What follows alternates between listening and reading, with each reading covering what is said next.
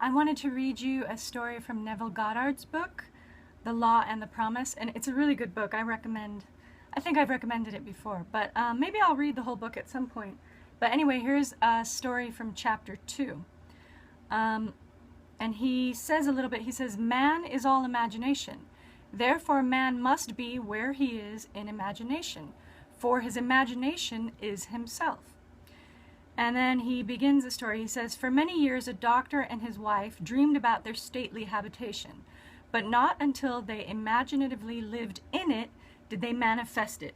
Here is their story. And he says it's very important to live from the desire and not thinking of the desire. In other words, the desire has already been fulfilled inside you, and you live from that knowing, from that realization, instead of constantly thinking of your desire as something, in the future outside of yourself. You live in the reality of it within you.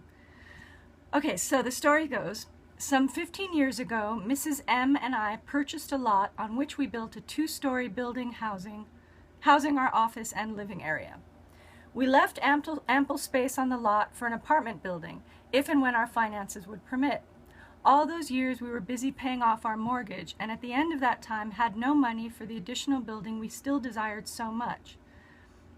It was true that we had an ample savings account, which meant security for our business, but to use any part of it for a new building would be to jeopardize that security.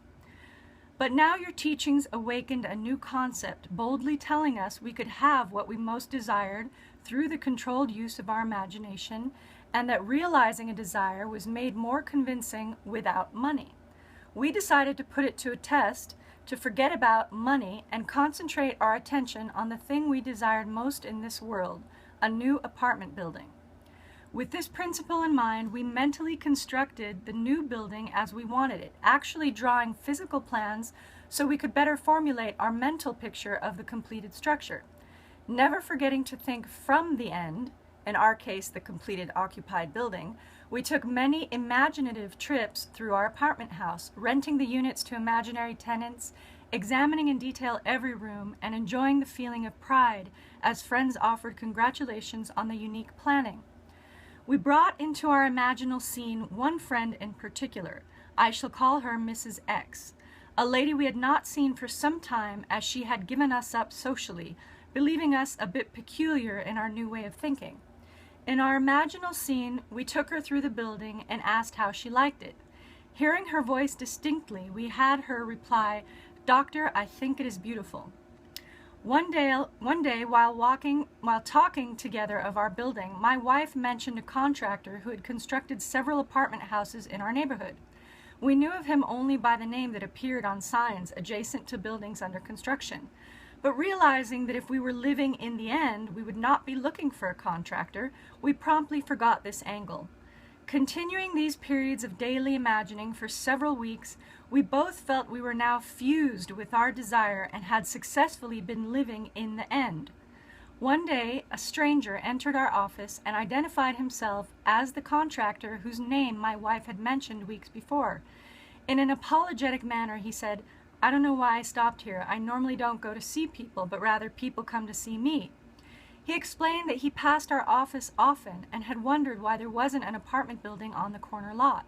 We assured him we would like very much to have such a building there, but that we had no money to put into the project, not even a few $100s it would take for plans.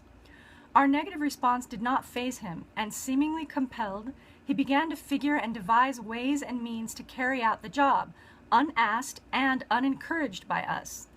Forgetting the incident, we were quite startled when a few days later this man called, informing us that plans were completed and that the proposed building would cost us $30,000. We thanked him politely and did absolutely nothing. We knew we had been living imaginatively in the end of a completed building, and that imagination would assemble that building perfectly without any outside assistance from us. So we were not surprised when the contractor called again the next day to say he had found a set of blueprints in his files that fitted our needs perfectly with few alterations. This, we were informed, would save us the architect's fee for new plans. We thanked him again and still did nothing. Logical thinkers would insist that such negative response from prospective customers would completely end the matter. Instead, 2 days later, the contractor again called with the news that he had located a finance company willing to cover the necessary loan, with the exception of a few $1,000s. It sounds incredible, but still we did nothing. For remember, to us this building was completed and rented, and in our imagination we had not put 1 penny into its construction.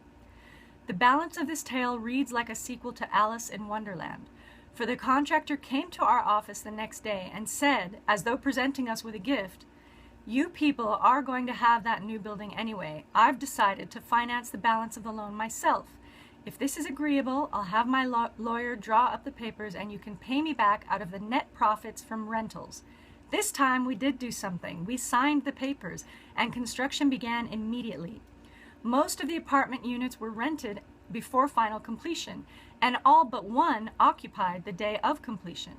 We were so thrilled by the seemingly miraculous events of the past few months that for a while we didn't understand the seeming flaw in our imaginal picture. But knowing what we had already accomplished through the power of imagining, we immediately conceived another imaginal scene, and in it, this time, instead of showing the party through the unit and hearing the words, "We'll take it," we ourselves, in imagination, visited tenants who had already moved in that apartment. We allowed them to show us through the rooms and heard their pleased and satisfied comments. 3 days later, that apartment was rented. Our original imaginary drama had objectified itself in every detail save one, and that one became a reality when 1 month later, our friend, Mrs. X, surprised us with a long overdue visit, expressing her desire to see our new building. Gladly we took her through, and at the end of the tour, heard her speak the line we had heard in our imagination so many weeks before, as with emphasis on each word she said, "Doctor, I think it is beautiful." I think I just skipped ahead. Sorry, got to find my place again. Please hold. Please hold. Our dream of 15 years was realized, and we know now that it could have been realized any time within those 15 years if we had known the secret of imagining and how to live in the end of desire. But now it was realized. Our one big desire was objectified, and we did not put 1 penny of our own money into it. The end. So that actually reminded me of the story about Joe Dispenza's daughter, about when she was trying to manifest that trip to Italy. And she kept getting closer and closer and telling her dad, "Well, look, I found a deal." And he said, "You know, that's not quite what you imagined." And basically he told her to keep going until what she imagined exactly manifested. And that's what these people did. They didn't settle along the way. They didn't give up on the reality that they had imagined. They stuck to the feeling it real, and they stuck to living from the end, believing that it was already completed, and they didn't have to make concessions on their desires. And so then it manifested exactly as they wanted. So I will probably read a few more stories from this and then send them out to you guys. I hope you liked it. Bye.